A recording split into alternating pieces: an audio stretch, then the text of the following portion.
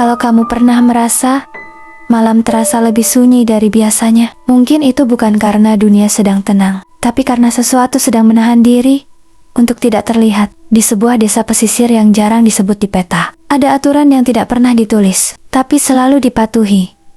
Jangan buka jendela saat malam, tidak peduli seberapa panas udara, atau seberapa penasaran kamu dengan apa yang ada di luar, karena sekali kamu melihat keluar, belum tentu kamu yang terakhir melihat. Arman tidak percaya pada hal seperti itu. Baginya, semua hanya cerita lama untuk menakut-nakuti. Sampai malam itu, saat ia melihat sesuatu berdiri di balik jendelanya sendiri, sesuatu yang tidak seharusnya ada di sana. Dan sejak saat itu, setiap detik yang ia jalani bukan lagi tentang bertahan hidup, tapi tentang tidak menjadi sesuatu yang lain. Langit senja di desa pesisir itu selalu datang lebih cepat, seolah matahari enggan berlama-lama menyaksikan kehidupan yang berjalan di sana. Arman baru saja tiba, membawa ransel lusuh dan niat sederhana, mengunjungi neneknya yang sudah lama tinggal sendiri di ujung desa. Rumah itu berdiri terpisah, menghadap laut, dengan pohon kelapa yang berderit pelan tertiup angin asin. Sejak kecil, Arman sering mendengar cerita aneh tentang desa itu. Orang-orang jarang keluar rumah setelah gelap, jendela ditutup rapat, pintu dikunci berlapis. Namun, tak ada yang pernah menjelaskan alasannya dengan jelas. Setiap kali Arman bertanya, jawabannya selalu sama. Di sini, malam bukan untuk manusia. Neneknya menyambut dengan pelukan hangat, tapi wajahnya tampak lebih tua dari yang Arman ingat. Kerutan di dahinya dalam, matanya seperti menyimpan sesuatu yang tak ingin dibicarakan. Setelah makan malam sederhana, neneknya langsung mengunci semua jendela, bahkan yang menghadap ke dapur kecil. Jangan keluar malam, ucap neneknya singkat. Arman mengangguk, meski rasa penasarannya justru semakin besar. Desa itu terasa terlalu sunyi, tak ada suara obrolan warga, tak ada langkah kaki, bahkan suara hewan pun nyaris tak terdengar. Hanya angin laut yang sesekali menyusup melalui sela-sela dinding kayu. Menjelang tengah malam, Arman terbangun, bukan karena mimpi, tapi karena perasaan aneh yang sulit dijelaskan. Seolah ada sesuatu yang memperhatikan. Ia duduk perlahan di ranjang, menatap jendela yang sudah tertutup rapat. Namun dari celah kecil di tirai, tampak bayangan bergerak di luar. Awalnya, ia mengira itu hanya daun kelapa yang tertiup angin, tapi bayangan itu berhenti, diam, lalu bergerak lagi, lebih dekat ke rumah. Jantung Arman mulai berdegup lebih cepat. Ia mencoba mengabaikan, tapi rasa penasaran mengalahkan ketakutan. Dengan hati-hati, ia bangkit dan mendekati jendela. Tangannya hampir menyentuh tirai saat suara neneknya terdengar dari belakang, sangat pelan, namun tegas. Jangan buka. Arman menoleh. Neneknya berdiri di ambang pintu kamar, wajahnya pucat. Kalau itu melihatmu, semuanya sudah terlambat, lanjutnya. Arman menelan ludah. Apa itu? Neneknya tidak langsung menjawab. Ia hanya menatap jendela, lalu berkata lirih, bukan semua yang terbang di malam hari itu burung. Di luar, bayangan itu kini tepat di depan rumah. Tidak jelas bentuknya, tapi terlalu besar untuk seekor hewan biasa. Perlahan, sesuatu seperti kepala muncul dari sisi jendela, seolah mencoba mengintip ke dalam. Arman membeku, nafasnya tertahan. Ia tidak berani bergerak, tidak berani bersuara. Dan saat itulah ia melihatnya. Sepasang mata yang tidak seharusnya ada di sana, menatap langsung ke arahnya dari balik celah tirai. Nafas Arman tertahan ketika sepasang mata itu tetap menatap tanpa berkedip. Jaraknya begitu dekat, hanya terhalang kain tirai tipis yang kini terasa seperti satu-satunya pelindung rapuh antara dirinya dan sesuatu. Di luar sana, ia bisa merasakan tatapan itu, dingin dan lapar, seolah menelusuri setiap bagian tubuhnya. Neneknya bergerak cepat, menarik Arman menjauh dari jendela. Tangannya gemetar, tapi cengkeramannya kuat. Jangan lihat balik terlalu lama, bisiknya. Dia bisa mengenalimu. Arman mundur. Dadanya naik turun. Itu apa, Nek? Neneknya tidak langsung menjawab. Ia mengambil kain tebal dan menyumpal celah tirai, lalu menekan jendela agar benar-benar tertutup. Setelah itu, ia duduk di tepi ranjang, wajahnya pucat, seperti seseorang yang sudah terlalu lama menyimpan rahasia. Orang sini menyebutnya Aswang. Ucapnya pelan, bukan satu. Kadang, lebih dari satu. Mereka datang saat malam, mencari yang lemah atau yang sendirian. Arman menelan ludah. Ia pernah mendengar nama itu, tapi hanya sebagai cerita menakutkan yang tak pernah dianggap nyata. Namun, apa yang baru saja dilihatnya terlalu jelas untuk disebut khayalan. Di luar, bayangan itu masih ada. Tirai yang tertutup membuatnya tak terlihat, tapi keberadaannya terasa. Ada jeda panjang, seolah makhluk itu sedang menunggu sesuatu. Tiba-tiba, dari arah atap rumah, terdengar sesuatu yang bergeser. Perlahan, seperti ada beban yang berpindah dari satu sisi ke sisi lain. Arman menegang. Itu naik ke atas, katanya lirih. Neneknya mengangguk tanpa menoleh. Mereka bisa memanjat, bisa menempel, bahkan bisa masuk kalau ada celah. Suasana di dalam kamar menjadi semakin mencekam. Arman bisa merasakan getaran halus dari langit-langit, seperti langkah yang ditahan agar tidak terdengar. Setiap detik terasa panjang, menekan, membuat pikirannya dipenuhi kemungkinan buruk. Kenapa ke sini? Nek, kenapa ke rumah ini? Tanya Arman dengan suara hampir tak terdengar. Neneknya menatapnya dalam-dalam. Ada sesuatu di matanya, antara takut dan pasrah, karena dia mencium sesuatu yang dulu pernah ada di darah keluarga kita. Arman terdiam. Kata-kata itu terasa ganjil, tapi sebelum ia sempat bertanya lebih jauh, sesuatu jatuh pelan di atas plafon, tepat di atas kepala mereka. Debu halus berjatuhan dari celah kayu tua. Lalu, dengan sangat perlahan, muncul garis tipis di langit-langit, seperti goresan kuku yang mulai mengikis permukaan. Arman menatap ke atas.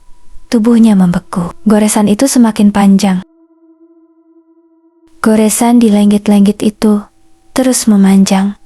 Perlahan, namun pasti. Seolah sesuatu di atas sana sedang mengikis penghalang terakhir dengan sabar. Serpihan kayu halus jatuh ke lantai, membentuk garis tipis tepat di bawahnya. Arman tidak berani bergerak. Matanya terpaku pada titik itu, sementara pikirannya dipenuhi bayangan tentang apa yang akan muncul dari baliknya. Neneknya berdiri, lalu menarik Arman menjauh ke sudut ruangan. Ia membuka lemari tua dan mengeluarkan sebuah kantong kain kecil yang sudah kusam. Dari dalamnya, ia mengambil segenggam benda yang tampak seperti garam kasar dan serpihan daun kering. Taburkan di sekitar kita, katanya pelan. Arman menurut, meski tangannya gemetar. Ia menaburkan campuran itu, membentuk lingkaran kecil di lantai. Mengelilingi mereka berdua, bau aneh langsung tercium, pahit dan tajam, membuat hidungnya terasa perih. Di atas, goresan itu berhenti sejenak, sunyi menggantung,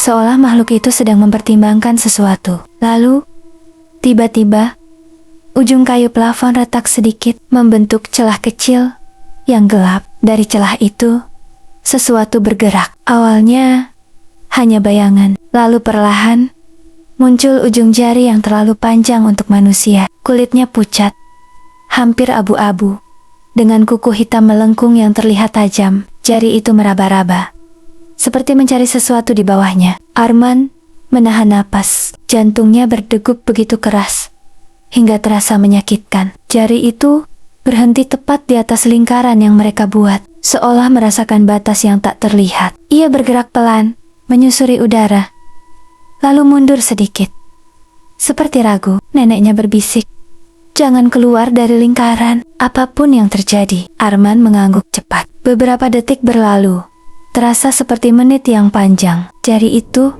perlahan menghilang kembali ke dalam celah. Namun, ketenangan itu tidak bertahan lama. Plafon bergetar lebih kuat, retakan melebar. Kali ini, bukan hanya satu titik. Di sisi lain ruangan, muncul goresan baru. Lalu satu lagi, seolah makhluk itu tidak sendirian. Arman menoleh ke arah neneknya. wajahnya dipenuhi ketakutan. Ada lebih dari satu. Neneknya tidak menjawab, tatapannya kosong. Seakan ia sudah memperkirakan hal ini sejak awal. Dari salah satu retakan baru, muncul lagi jari yang sama. Lalu satu lagi dari sisi berbeda. Kini ada dua, meraba-raba dari arah yang berlawanan. Perlahan, keduanya bergerak mendekati lingkaran. Arman merasa lingkaran itu tiba-tiba terasa sangat kecil. Lalu, dari celah pertama, sesuatu yang lain mulai turun. Bukan lagi jari, melainkan sebagian wajah, kulit pucat yang menempel di kayu. Dengan mata yang sama, seperti yang ia lihat di jendela. Mata itu menatap lurus ke arahnya. Dan kali ini, makhluk itu tersenyum. Kepala itu terus menekan dari celah sempit di langit-langit, memaksa kayu tua terbuka lebih lebar. Serpihan jatuh semakin banyak, mengenai lantai dan sebagian lingkaran yang mulai pudar. Arman bisa melihat bentuk wajahnya kini lebih jelas. Kulit pucat yang menempel ketat pada tulang, mata cekung yang tak pernah berkedip, dan senyum yang semakin melebar, seolah menemukan sesuatu yang diinginkan. Neneknya bergerak cepat, meraih kantong kain, dan menaburkan sisa campuran ke bagian lingkaran yang mulai hilang. Tangannya gemetar, tapi gerakannya tegas. "Jangan biarkan terbuka," katanya pelan. Arman ikut membantu, menepuk-nepuk lantai, agar garis itu kembali terlihat. Namun, sebelum mereka selesai, makhluk di atas berhasil mendorong lebih jauh. Kini setengah wajahnya sudah masuk. Kepalanya miring dengan posisi yang tidak wajar, seakan tulangnya lentur. Dari sisi lain, retakan kedua juga melebar. Jari-jari panjang mulai berubah menjadi bentuk tangan yang utuh, merayap turun perlahan, mencoba menjangkau lingkaran dari arah berbeda. Arman merasa dadanya sesak. Ruangan itu terasa semakin sempit, dipenuhi ancaman dari atas. "Nek, ini tidak akan cukup." Neneknya menatap makhluk itu dengan tajam, lalu berbisik, "Selama garisnya utuh, mereka tidak bisa masuk sepenuhnya." Seolah mendengar itu, kepala di atas bergerak lebih agresif. Mulutnya terbuka perlahan, memperlihatkan deretan gigi yang tidak rata. Lidahnya menjulur sedikit, mencium udara di dalam kamar. Lingkaran di lantai kembali terganggu. Debu dan serpihan kayu terus jatuh, mengaburkan batasnya. Salah satu sisi kini hampir hilang. Tangan dari retakan kedua turun lebih jauh. Jari-jarinya hampir menyentuh lantai. Gerakannya pelan tapi pasti, seperti seseorang yang sudah tahu hasil akhirnya. Arman mundur hingga hampir menyentuh neneknya. "Apa yang harus kita lakukan?" Neneknya terdiam sejenak, lalu merogoh lehernya dan menarik sebuah kalung tua. Liontin kecil tergantung di ujungnya. Tampak usang, namun dijaga dengan baik. "Ini satu-satunya cara kalau mereka berhasil masuk," katanya. Belum sempat Arman memahami maksudnya, garis lingkaran di satu sisi akhirnya terputus. Hanya sedikit, tapi cukup. Sekejap, perubahan terasa. Tangan dari atas berhenti sejenak, lalu bergerak lebih cepat. Kini jari-jarinya menembus batas yang sebelumnya tak bisa dilewati. Ujung kukunya menyentuh lantai, tepat di dalam lingkaran. Arman membeku. Kepala di lenggit-lenggit itu tersenyum lebih lebar, dan perlahan tubuhnya mulai mengikuti masuk. Ujung kuku itu kini benar menyentuh lantai di dalam lingkaran. Sentuhan pertama yang seharusnya tak mungkin terjadi. Arman merasakan perubahan di udara, dingin yang menusuk, seolah ruang itu kehilangan kehidupan. Sedikit demi sedikit, neneknya langsung menarik Arman mundur, menjauh dari titik yang sudah ditembus. Wajahnya tegang, matanya tidak lepas dari tangan yang mulai bergerak masuk lebih jauh. "Garisnya sudah rusak," bisiknya. "Mereka bisa masuk sekarang." Tangan itu merayap perlahan, diikuti dengan lengan yang terlalu kurus dan panjang. Kulitnya tampak seperti tertarik, menempel pada tulang yang menonjol. Setiap gerakannya terasa tidak alami, seolah tubuh itu tidak sepenuhnya mengikuti aturan manusia. Di atas, kepala makhluk itu terus menekan masuk. Retakan melebar cukup untuk memperlihatkan sebagian lehernya. Ia memiringkan wajahnya, tetap menatap Arman tanpa henti. Senyum itu tidak berubah, tapi kini terasa lebih dekat, lebih nyata. Dari sisi lain, makhluk kedua juga mulai berhasil menembus. Tangannya kini masuk sepenuhnya, Jari-jarinya mencengkeram lantai dengan pelan. Mereka bergerak dari dua arah, mempersempit ruang gerak Arman dan neneknya. Arman menelan ludah. Tubuhnya gemetar. "Nek, kita tidak bisa bertahan di sini." Neneknya mengangguk perlahan. Ia menggenggam liontin di tangannya, lalu menatap Arman dengan serius. "Dengar, apapun yang terjadi, jangan biarkan mereka menyentuhmu sepenuhnya." "Sepenuhnya?" Arman mengulang dengan bingung. "Sekali mereka mendapatkanmu, mereka tidak akan berhenti," jawab neneknya singkat. Makhluk pertama akhirnya berhasil menurunkan bahunya. Tubuhnya mulai terlihat menggantung dari plafon dengan posisi terbalik. Rambutnya jatuh ke bawah, panjang dan kusut, hampir menyentuh lantai. Matanya masih terkunci pada Arman, seolah tidak ada yang lain di ruangan itu. Makhluk kedua merayap lebih cepat sekarang, memanfaatkan celah yang sudah terbuka. Gerakannya tidak lagi ragu, seperti predator yang sudah yakin mangsanya tidak bisa lari. Arman mundur lagi, hingga punggungnya menyentuh dinding. Tidak ada lagi ruang untuk menjauh. Neneknya melangkah maju, berdiri di antara Arman dan kedua makhluk itu. Ia mengangkat liontin tersebut, menggenggamnya erat. "Aku yang kau cari," ucapnya pelan. Makhluk di atas berhenti sejenak. Senyumnya mereda, berubah menjadi ekspresi yang sulit dibaca. Namun dari arah bawah, tangan makhluk kedua tetap bergerak perlahan. Jari-jarinya mendekati kaki Arman, dan jaraknya kini hanya sejengkal. Jari itu semakin dekat, bergerak pelan, seolah menikmati setiap detik sebelum menyentuh mangsanya. Arman menahan napas, tubuhnya kaku, tak mampu mundur lagi. Ujung kuku hitam itu kini hampir menyentuh ujung sepatunya. Tiba-tiba, neneknya melangkah lebih maju, memotong jarak di antara mereka. Tangannya yang menggenggam liontin diangkat tinggi, tepat menghadap makhluk yang menggantung di langit-langit. "Lihat aku," ucapnya tegas.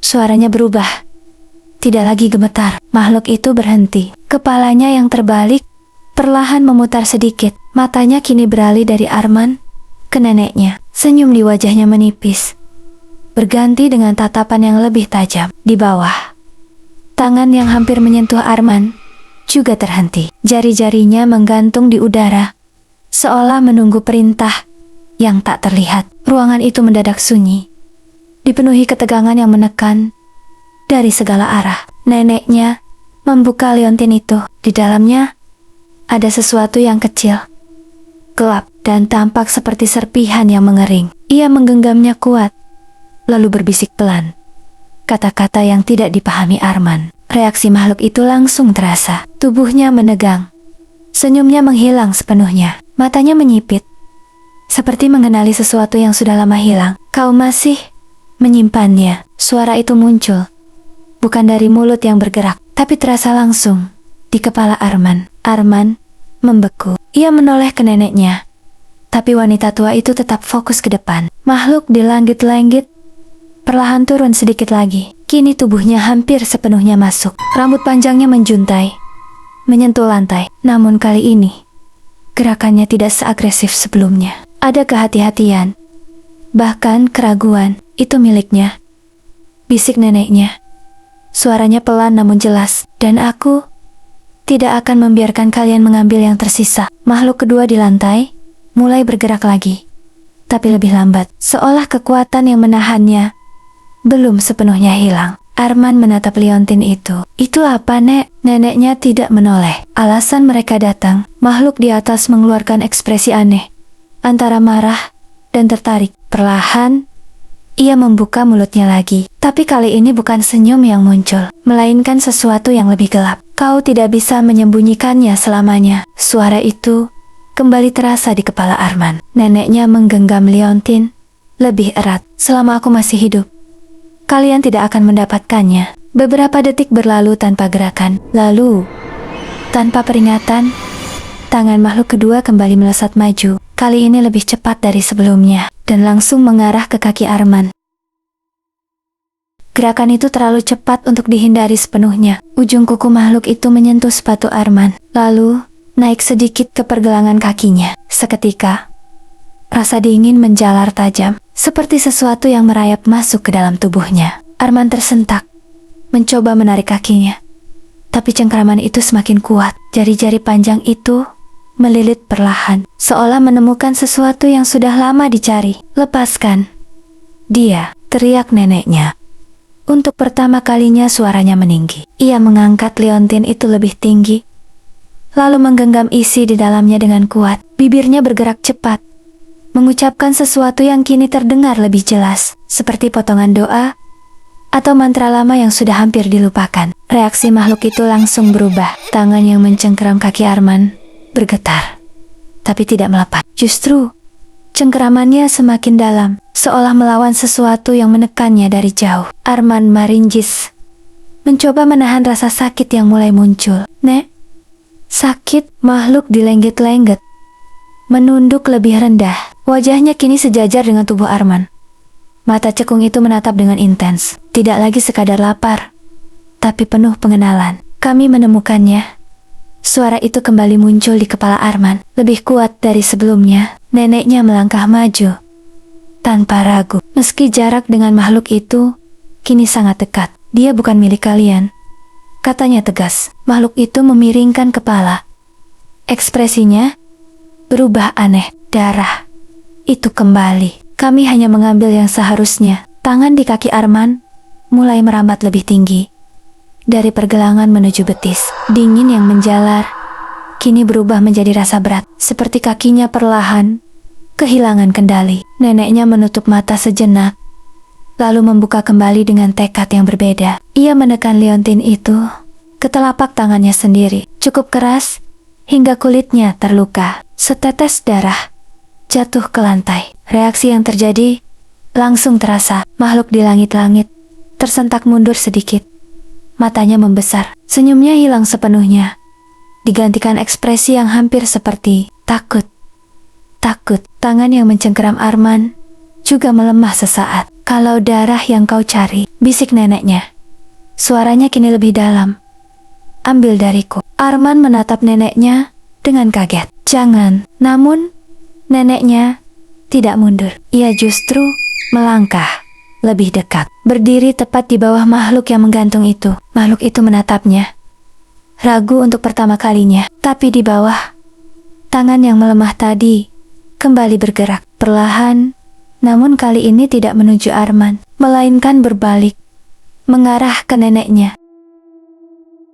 Tangan yang semula mencengkeram kaki Arman kini berbalik arah, bergerak pelan, namun pasti menuju neneknya. Jari-jari panjang itu terbuka lebar, seolah siap menggenggam sesuatu yang lebih berharga. Arman tersentak, segera menarik kakinya menjauh. Rasa dingin masih tertinggal, membuat kakinya terasa berat. Tapi ia memaksakan diri berdiri. "Nek, jangan!" Suaranya pecah. Neneknya tidak mundur. Ia tetap berdiri di tempat. Darah dari telapak tangannya menetes perlahan ke lantai. Liontin itu masih digenggam erat, seakan menjadi satu-satunya penahan antara mereka dan makhluk di hadapan. Makhluk di langit-langit menatap darah itu dengan tajam. Ekspresinya berubah lagi. Kali ini lebih liar, mulutnya terbuka sedikit, memperlihatkan deretan gigi yang tidak rata. Tubuhnya bergerak turun lebih jauh, kini hampir sepenuhnya berada di dalam ruangan. "Sudah lama." "Nak." Suara itu kembali terasa di kepala Arman, namun kini bercampur dengan sesuatu yang lebih gelap. "Sudah lama kami menunggu." Neneknya mengangkat tangannya yang berdarah, memperlihatkannya dengan jelas. "Ini yang kau cari, bukan dia." Untuk sesaat, kedua makhluk itu seperti ragu. Gerakan mereka melambat, seolah menimbang pilihan. Tapi hanya sesaat, tangan dari bawah melesat lebih cepat, langsung menuju tangan neneknya yang terluka. Kali ini tidak ada jeda. Jari-jari itu menutup, mencengkeram pergelangan neneknya dengan kuat. Arman berteriak, berusaha menarik neneknya mundur, tapi terlambat. Makhluk di atas langsung bereaksi. Tubuhnya jatuh lebih rendah. Rambut panjangnya menyapu lantai. Wajahnya kini sangat dekat dengan nenek, begitu dekat hingga Arman bisa melihat setiap detail kulit pucat itu. Neneknya meringis, tapi tidak melepaskan liontin. "Jangan biarkan mereka mengambilnya," bisiknya cepat kepada Arman. "Ambil apa?" Arman panik. Namun sebelum jawaban datang, makhluk itu membuka mulutnya lebih lebar. Tidak wajar, terlalu lebar, untuk ukuran wajahnya, seolah rahangnya tidak memiliki batas. Tangan yang mencengkeram neneknya semakin kuat. Perlahan, tubuh nenek ditarik mendekat. Arman mencoba menariknya kembali, tapi tenaga makhluk itu jauh lebih besar. "Nek!" teriaknya. Neneknya menoleh sekilas. Matanya masih tenang, meski situasi semakin buruk. "Kalau aku jatuh, lari." "Lari." Arman menggeleng keras. "Tidak!" Makhluk di langit-langit kini benar-benar tepat di atas mereka. Mulutnya yang terbuka mengarah langsung ke tangan nenek yang berdarah. Dan perlahan ia mulai mendekat. Mulut makhluk itu semakin dekat dengan tangan nenek yang berdarah. Jaraknya kini hanya beberapa sentimeter. Nafas Arman terasa berhenti. Tubuhnya kaku, antara ingin menarik neneknya atau lari seperti yang diperintahkan. Tangan yang mencengkeram pergelangan nenek semakin kuat, membuatnya sulit bergerak. Namun anehnya, neneknya tidak melawan. Ia justru menatap makhluk itu dengan tatapan yang berbeda. Bukan hanya takut, tapi seperti mengenali sesuatu yang lebih dalam. "Masih ingat aku?" ucap neneknya. Pelan, makhluk itu berhenti. Sesaat, mulutnya masih terbuka, tapi tidak jadi mendekat. Matanya menyipit, menatap wajah nenek dengan lebih fokus. Arman terdiam. Ada perubahan di udara, seperti ketegangan yang tiba-tiba beralih arah. "Kau yang selamat." Suara itu muncul lagi, lebih pelan, seolah ragu. Neneknya mengangguk tipis. "Dan aku yang membawa itu pergi dari kalian." Tangan yang mencengkeramnya sedikit mengendur, namun tidak sepenuhnya melepas. Makhluk di atas memiringkan kepala. Ekspresinya berubah menjadi campuran antara marah dan penasaran. "Puluhan tahun." Suara itu kini terasa lebih berat. "Kami mencarinya." Neneknya membuka liontin di tangannya, memperlihatkan isi kecil di dalamnya. Kali ini Arman bisa melihat lebih jelas. Bukan sekadar serpihan biasa, melainkan sesuatu yang tampak seperti potongan kecil daging yang sudah mengering, gelap, dan mengeras. Arman merasakan mual, tapi tidak bisa berpaling. "Ini yang kalian kejar," kata neneknya. "Tapi bukan lagi milik kalian." Makhluk itu bereaksi keras. Tubuhnya bergerak lebih turun. Wajahnya kini hampir menyentuh tangan nenek. Matanya membesar, penuh keinginan yang tak lagi disembunyikan. "Berikan." Suara itu mendesak. Arman melihat kesempatan. Cengkeraman pada neneknya melemah sedikit, cukup untuk bergerak. Ia langsung menarik lengan neneknya dengan sekuat tenaga. Kali ini berhasil sedikit, membuat tubuh nenek bergeser menjauh. Namun, itu memicu reaksi lain. Makhluk kedua di bawah tiba-tiba bergerak cepat, lebih cepat dari sebelumnya. Tangan panjangnya menjulur, bukan lagi ke tangan nenek, tapi langsung ke liontin yang terbuka. Dalam satu gerakan, jari-jarinya hampir menyentuh benda itu. Neneknya langsung menutup liontin dengan keras, tapi terlambat. Ujung kuku makhluk itu sudah menyentuh bagian luar liontin. Sekejap, seluruh ruangan berubah. Udara menjadi jauh lebih dingin. Bayangan di dinding bergerak tidak wajar. Makhluk di langit-langit mengeluarkan ekspresi yang tidak lagi bisa dibaca sebagai manusia. Dan untuk pertama kalinya, Arman merasakan sesuatu yang lebih buruk dari takut. Perasaan bahwa apapun yang terjadi setelah ini tidak akan bisa dihentikan dengan cara biasa. Sentuhan itu menjadi pemicu. Begitu ujung kuku makhluk itu mengenai liontin, reaksi yang terjadi terasa seperti sesuatu yang terlepas dari batasnya. Udara di ruangan menekan lebih berat, membuat dada Arman sesak. Bayangan di dinding tidak lagi mengikuti bentuk benda, melainkan bergerak sendiri, memanjang dan berdenyut seperti hidup. Makhluk di langit-langit menjerit tanpa suara. Mulutnya terbuka lebar, matanya membesar penuh hasrat. Tubuhnya jatuh lebih cepat, kini tidak lagi ragu. Sementara makhluk di bawah menarik tangannya mundur sesaat, lalu kembali melesat dengan gerakan yang lebih liar. "Sudah terbuka." Suara itu menggema di kepala Arman. Kini tidak hanya satu, tapi seperti banyak yang berbicara bersamaan. Neneknya tersentak, segera menggenggam liontin itu kuat-kuat. Meski ujung kukunya sudah sempat menyentuh, wajahnya berubah. Bukan hanya tegang, tapi juga penuh kesadaran bahwa sesuatu yang ia jaga selama ini telah terpicu. Arman, sekarang, katanya. Cepat, Arman tidak mengerti. Tapi ia melihat mata neneknya. Ada keputusan di sana. Tanpa berpikir panjang, ia meraih tangan neneknya, mencoba menariknya menjauh lagi. Namun kali ini, makhluk itu tidak memberi ruang. Tubuh makhluk dari atas jatuh, hampir sepenuhnya ke dalam ruangan. Dengan gerakan cepat, ia mencengkeram bahu nenek, menahannya di tempat. Sementara tangan dari bawah kembali melilit, kali ini lebih kuat, menahan kaki nenek agar tidak bergerak. Neneknya terjebak di tengah. Bawa itu pergi, bisiknya kepada Arman. Suaranya melemah, tapi tegas. Arman membeku. Aku tidak bisa ninggalin nenek. Neneknya menatapnya tajam. Kalau tetap di sini, semuanya selesai. Makhluk itu semakin dekat. Wajahnya kini hanya beberapa inci dari tangan nenek yang menggenggam liontin. Mulutnya terbuka, siap mengambil apa yang diinginkannya. Dengan sisa tenaga, neneknya mendorong Arman menjauh. Gerakan itu cukup membuat Arman terhuyung keluar dari jangkauan tangan makhluk di bawah. Dalam 1 detik yang terasa panjang, neneknya melakukan sesuatu yang tidak diduga. Ia membuka liontin itu dan melemparkannya ke arah Arman. Lari. Arman menangkapnya secara refleks. Begitu liontin itu berpindah tangan, semua makhluk itu berhenti. Sekehap. Lalu, seluruh perhatian mereka beralih ke Arman. Mata cekung itu kini menatapnya penuh. Bukan lagi sekadar lapar, tapi pasti. Dan perlahan, keduanya mulai bergerak menuju dirinya.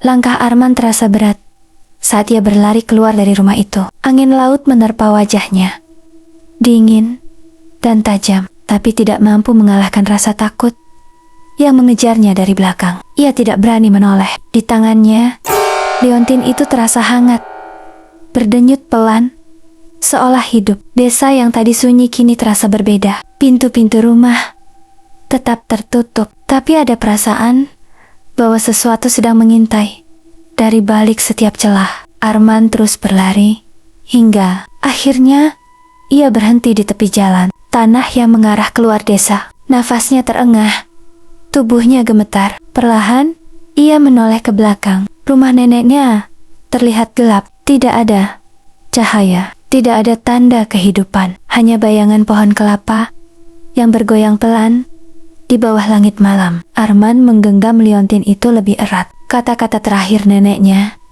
terus terngiang di kepalanya. Bawa itu pergi. Ia menunduk, membuka sedikit liontin tersebut. Di dalamnya, potongan kecil yang mengering itu masih ada. Diam. Tapi entah kenapa, Arman bisa merasakan sesuatu yang tidak bisa dijelaskan. Seolah benda itu bukan sekadar bagian dari masa lalu, melainkan sesuatu yang masih terhubung dengan makhluk-makhluk itu. Dari kejauhan, sesuatu bergerak di atas atap rumah. Arman langsung menutup liontin itu dengan cepat. Jantungnya kembali berdegup kencang. Tanpa berpikir panjang, ia berbalik dan melanjutkan langkahnya keluar desa. Langit mulai berubah. Fajar perlahan datang, membawa cahaya yang tipis. Namun anehnya, rasa aman tidak ikut datang bersamanya. Saat ia melewati batas desa, langkahnya melambat. Untuk pertama kalinya sejak ia pergi, ia merasa diikuti bukan dari belakang, tapi dari atas. Arman mendongak perlahan. Langit tampak kosong, namun perasaan itu tidak hilang. Ia kembali berjalan. Kali ini lebih cepat. Liontin itu masih ia genggam erat, seolah itu satu-satunya alasan ia masih hidup. Di tempat lain, di dalam rumah tua yang kini sunyi, sesuatu bergerak di balik kegelapan. Retakan di langit-langit perlahan melebar kembali. Bayangan yang tadi sempat menghilang kini muncul lagi, lebih banyak, lebih pekat. Mereka belum selesai, dan kini mereka tahu siapa yang membawa apa yang mereka cari. Cerita itu tidak berakhir di desa itu. Ia baru saja dimulai.